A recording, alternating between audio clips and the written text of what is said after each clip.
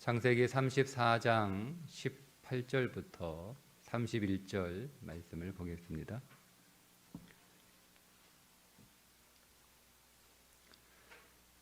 창세기 34장 18절부터 31절 말씀입니다. 그들의 말을 하몰과 그의 아들 세겜이 좋게 여김으로 이 소년이 그 일을 행하기를 지체하지 아니하였으니 그가 야곱의 딸을 사랑함이며 그는 그의 아버지 집에서 가장 존귀하였더라. 하몰과 그의 아들 세겜이 그의 성읍 문에 이르러 그들의 성읍 사람들에게 말하여 이르되 이 사람들은 우리와 친목하고 이 땅은 넓어 그들을 용납할 만하니 그들이 여기서 거주하며 매매하게 하고 우리가 그들의 딸들을 아내로 데려오고 우리 딸들도 그들에게 주자. 그러나 우리 중에 모든 남자가 그들이 할례를 받음같이 할례를 받아야 그 사람들이 우리와 함께 거주하여 한 민족 되기를 허락할 것이라. 그러면 그들의 가축과 재산과 그들의 모든 짐승이 우리의 소유가 되지 않겠느냐. 다만 그들의 말대로 하자. 그러면 그들이 우리와 함께 거주하리라. 성문으로 출입하는 모든 자가 하몰과 그의 아들 세겜의 말을 듣고 성문으로 출입하는 그 모든 남자가 할례를 받으니라. 제3일에 아직 그들이 아파할 때에 야곱의 두 아들 디나의 오라버니 시므온과 레위가 각기 칼을 가지고 가서 몰래 그 성읍을 기습하여 그 모든 남자를 죽이고 칼로 하몰과 그의 아들 세겜을 죽이고 디나를 세겜의 집에서 데려오고 야곱의 여러 아들이 그 시체 있는 성읍으로 가서 노략하였으니 이는 그들이 그들의 노예를 더럽힌 까닭이라. 그들이 양과 소와 나귀와 그 성읍에 있는 것과 들에 있는 것과 그들의 모든 재물을 빼앗으며 그들의 자녀와 그들의 아내들을 사로잡고 집 속의 물건을 다 노략한지라. 야곱이 시므온과 레위에게 이르되 너희가 내게 화를 끼쳐 나로 하여금 이 땅의 주민 곧 가나안 족속과 브리스 족속에게 악취를 내게 하였도다. 나는 수가 적은즉 그들이 모여 나를 치고 나를 죽이리니 그러면 나와 내 집이 멸망하리라. 그들이 이르되 그가 우리 누이를 창녀같이 대우함이 옳으니까. 아멘. 시몬과 레위가 여동생 디나가 당한 폭행에 대한 복수전입니다. 세겜에 있는 모든 남자들을 다 죽이고 그들의 가족들은 노예로 삼고 집안에 들어가 아주 샅샅이 다 노략해 오게 됩니다. 이 일을 하기 위해서 먼저 내 동생 디나와 결혼하려면 할례를 받아야 된다라고 조건을 제시하죠. 뭐 할례 그까짓 거 뭐 받으면 되지, 뭐 그게 뭐 어렵겠어.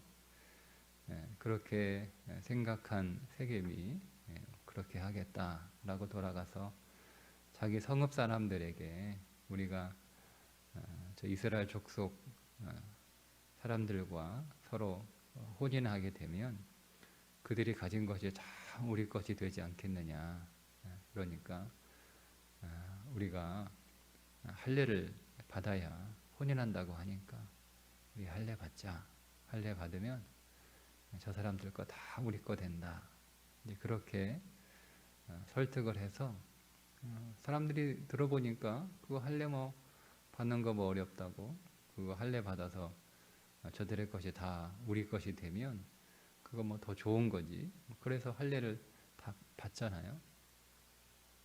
그렇게 할례를 받고 가장 통증이 심하고 염증이 가장 많이 발생하게 되는 3일, 거동하기 어려운 3일에 시몬과 레위가 주동해서 그 성읍을 도륙하고 노략하는 일이 벌어지게 됩니다. 시몬과 레위를 비롯한 야곱의 아들들은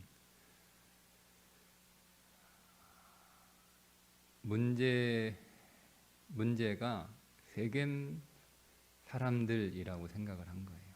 세겜 사람들. 이 문제를 해결하려면 세겜 남자들을 다 죽여야 되고 세겜 성을 다 없애버려야 된다라고 생각을 했던 거죠. 그게 그들이 생각한 문제를 해결하는 방법이었어요. 그런데 여러분, 문제의 본질은 세겜이 아니죠. 문제의 본질은 세겜이 아니에요. 문제의 본질은 뭐예요? 베델로 가지 않은 거예요. 그게 문제의 본질이에요. 그게 문제의 본질인데 이 아들들은 세겜이 문제의 본질이라고 생각을 한 거예요. 물론 사건은 세겜에서 일어났어요. 그리고 폭행을 한 사람은 하물의 아들 세겜인 것도 맞아요. 그래서 그 아버지와 아들을 죽이고 그 성읍 사람들을 다 죽이면 문제가 다 해결되나? 그렇지 않죠. 문제가 더 커졌죠. 문제가 더 커졌어요. 왜냐하면 이제 이 가나안 족속들이잖아요. 그러면 세겜에 살고 있는 이 가나안 족속들을 굴러 들어온 이스라엘 족속들이 다 학살을 했다라고 분명히 그 주변에 있는 다른 족속들에게 전해질 텐데, 그러면 다른 족속들이 가만히 있을 리가 없죠. 감히 우리 가나안 족속들 또 우리 이웃 족속을 학살했다고? 그러면 뭐 다 들고 일어날 거 아니에요. 그렇게 되면 이제는 세겜이 적이 되는 게 아니라 그 주변에 있었던 세겜과 관련되어 있는 많은 가나안 족속들이 적이 되는 거예요. 그 땅에 살아갈 수가 없죠. 그 땅을 살아갈 수가 없는 거예요. 그러니까 문제는 더 커진 거예요. 문제는 더 커진 거예요. 세상을 이렇게 다 우리가 학살하면 여러분, 세상을 정복하면 우리는 세상에 살아도 될까요? 우리가 생각하는 마음과 이 시몬과 레위를 비롯한 아들들의 마음이 비슷합니다. 우리는 세상에 살고 싶어요. 그런데 세상에 살려고 하니 어제 말씀드린 것처럼 세상은 우리에게 긍정적이지 못해요. 약속보다는 가능성을 얘기하고 하늘보다는 땅에 살게 하고 영원한 가치보다는 세속적 가치, 물질의 가치를 더 추구하고, 그래서 우리로 하여금 더 하나님 나라에서 멀어지게 하는 것이기 때문에 세상에는 가지 마라. 그런데 우리가 세상이 아니면 또 갈 데가 마땅히 없어요. 그 세상에 또 살아야 되는 거예요. 세상에서 세상 사람들과 다르게 살자니 힘든 거잖아요. 그러니까 방법은, 그러면 우리가 완전히 다 세상을 정복하면 되느냐. 이게 조금 애매한 선인데요. 온 세계를 복음으로 물들이는 것과 온 세계를 기독교 왕국으로 만드는 것은 조금 차원이 다른 거예요. 근데 우리는 이것을 같은 거라고 생각을 합니다. 온 세상을 기독교 왕국으로 만들어 버리면 그 세상은 하나님 나라가 되는 거냐라는 거죠. 그렇지 않다는 거예요. 오늘 말씀을 보면 복음으로 물들인다. 복음을 전해서 그들이 하나님의 백성이 되게 한다. 그것과 마치 십자군이 온 세계를 칼로 정복했던 것과는 다른 거예요. 엄연히 다르잖아요. 그러니까 그들은 오늘 시몬과 레위가 명분은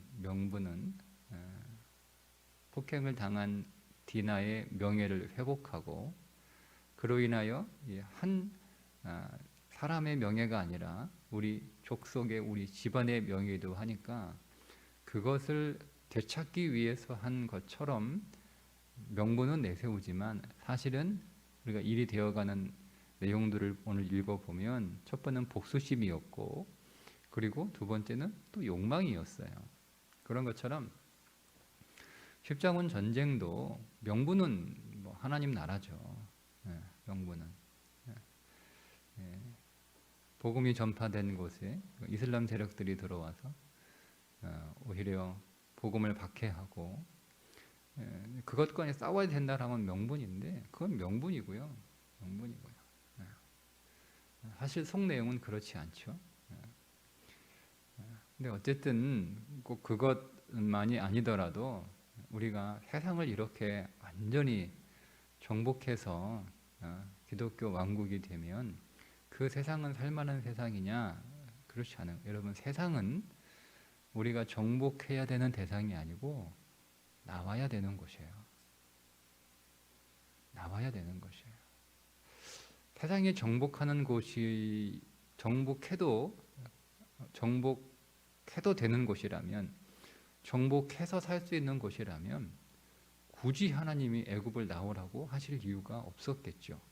애굽에서 살면 되지 않을까요? 아니, 하나님이 애굽을 정복하실 수 없었을까요? 그렇지 않죠. 하나님은 얼마든지 애굽을 정복할 수 있었어요. 여러분, 애굽에서 이스라엘 백성들이 잘 살다가 왜 하루아침에 고된 노역을 하게 됩니까? 바로 왕이 두려워한 거예요. 두려워한 거예요.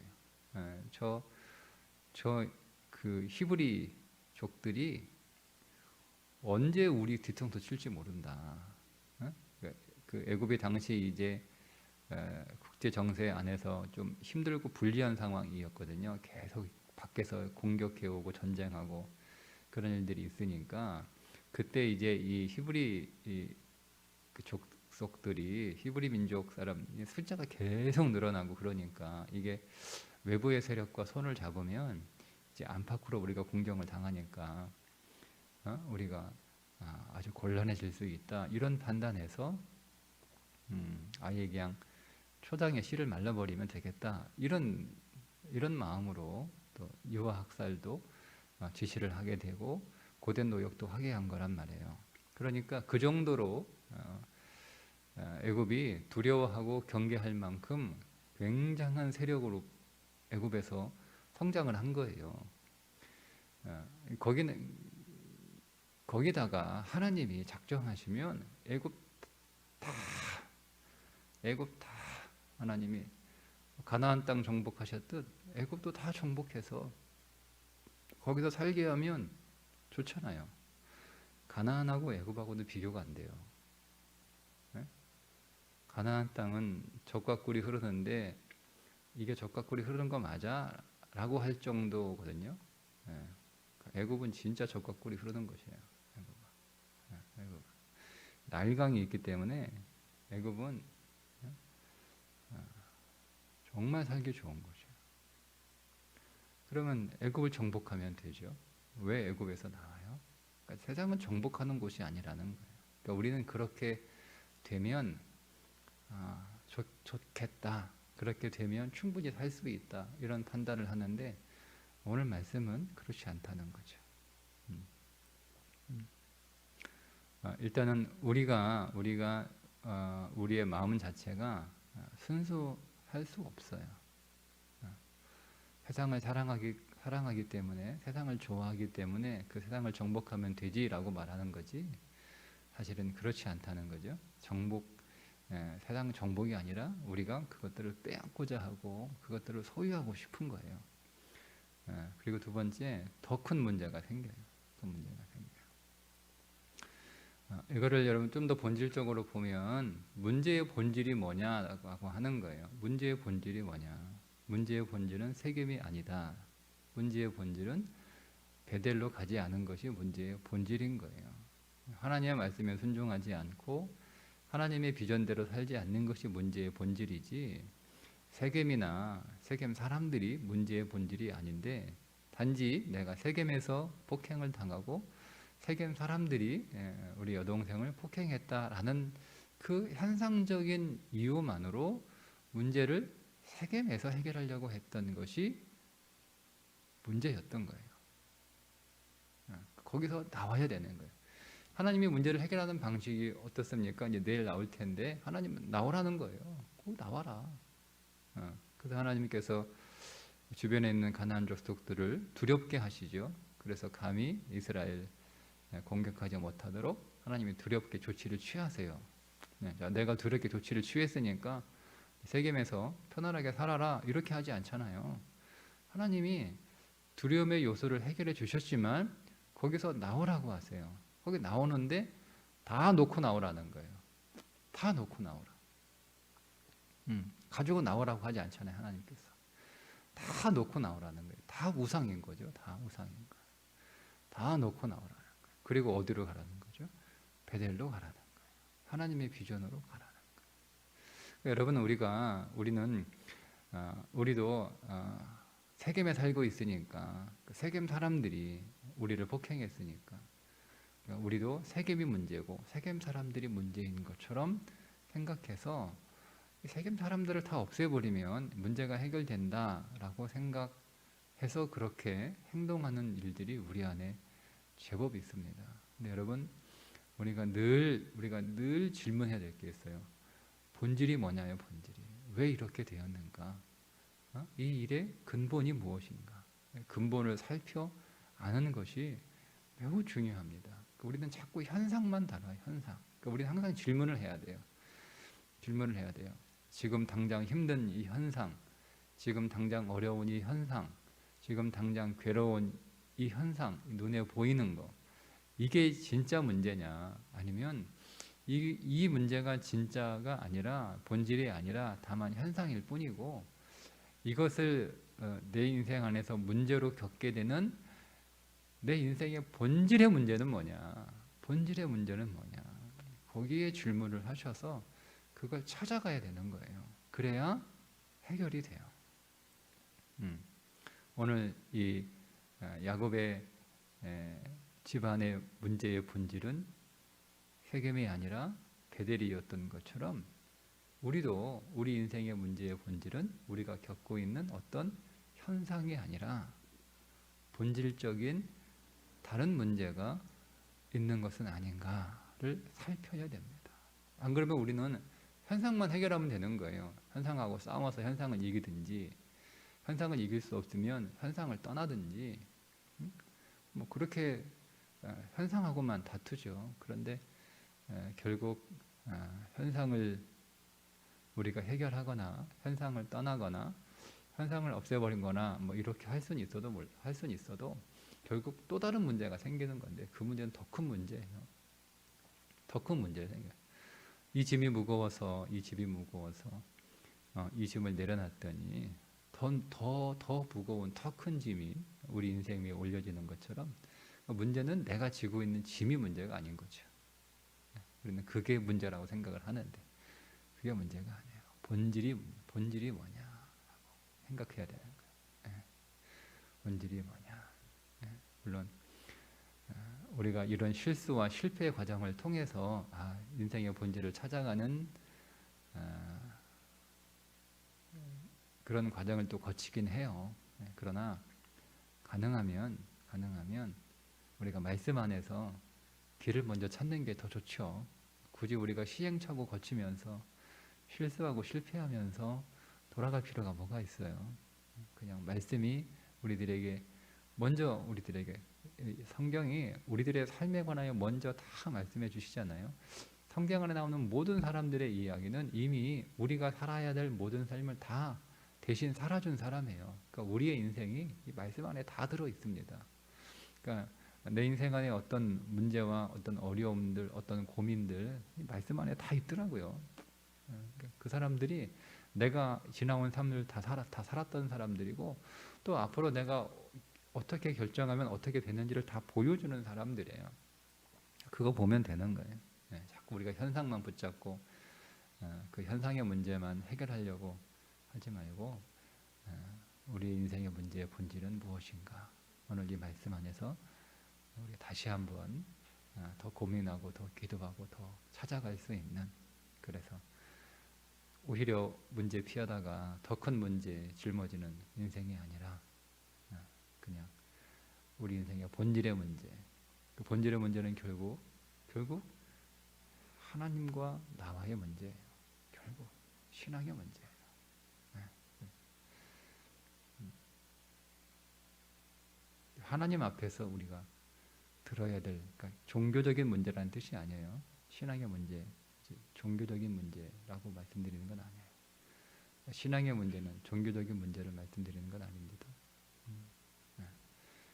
그리고 하나님 앞에서 오늘 우리 자신을 그분의 말씀의 조명 아래서 잘 비추어 우리 인생 안에 모든 우리가 보지 못하는 어두움들을 봐야 되는 거예요.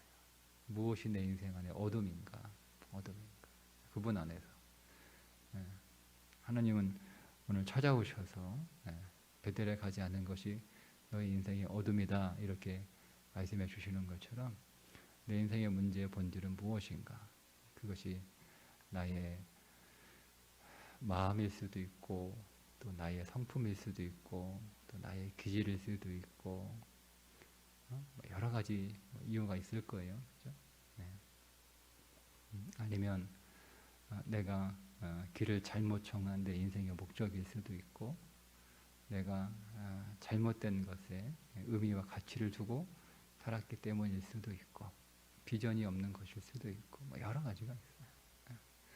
그것들을 우리가 하나님 말씀 앞에서 진리의 빛으로 조명되어 내 인생의 문제의 본질이 무엇인가 항상 우리 어떤 문제의 어려움에 우리 직면할 때마다 항상 이 문제의 본질은 무엇이지? 라고 하나님 앞에 묻고 또 기도하고 또 하나님의 말씀해 주시면 또 그 문제의 본질을 해결하는 일에 더 기도하고 그래서 우리가 더 우리 인생 안에 하나님 앞에서 성장하는 그런 믿음의 삶이 되기를 주님의 이름으로 축복합니다. 기도하겠습니다. 하나님 아버지, 우리는 우리가 겪고 있는 우리의 삶의 모습들, 우리 눈에 보이는 현상들, 우리가 처한 상황들, 우리가 만나는 사람들 때문에 우리가 많이 힘들고 또 때로는 고통을 당하고 때로는 죽을 만큼 어려운 삶의 시련을 겪고 있는다라고 생각을 하지만 사실은 우리 눈에 보이는 현상이나 상황이나 사람이나 환경이 아니라 우리가 알지 못하고 또 우리가 보지 못하는 본질적인 무엇이 있음을 하나님 깨닫게 해주셔서 그것을 찾고 또 기도하고 하나님께 구하는 믿음의 시선을 우리에게 허락해 주옵소서. 하나님, 오늘도 우리가 힘들고 어려운 삶의 과정을 겪고 있다면 이것이 무엇 때문에 그리고 어디에서부터 시작된 것인지를 하나님 앞에 구하오니 알려주시고 또 우리에게 길을 보여주시고 또 오늘 우리에게 빛을 비추어 주셔서 우리가 보지 못하는 것들 잘 볼 수 있도록 열어 주옵소서. 오늘 주일을 준비하는 토요일입니다. 하나님 은혜 주셔서 하나님 앞에 신실하고 영과 진리로 예배하는 예배자로 준비하게 하시고 예배를 사모하는 심령 주시고 예배를 기다리며 기대하는 마음으로 하나님 앞에 준비된 예배자로 서게 하여 주옵소서. 오늘도 새벽 제단을 샀습니다. 하나님, 우리 모든 기도의 심령 속에 하나님 응답하여 주시고 말씀하여 주시고 오늘 우리의 길을 인도하여 주시고 우리에게 새 힘을 주시고 우리를 위로하시고 격려하여 주옵소서. 우리 주 예수 그리스도 존귀한 이름 받들어 간절히 축복하며 기도하옵나이다. 아멘.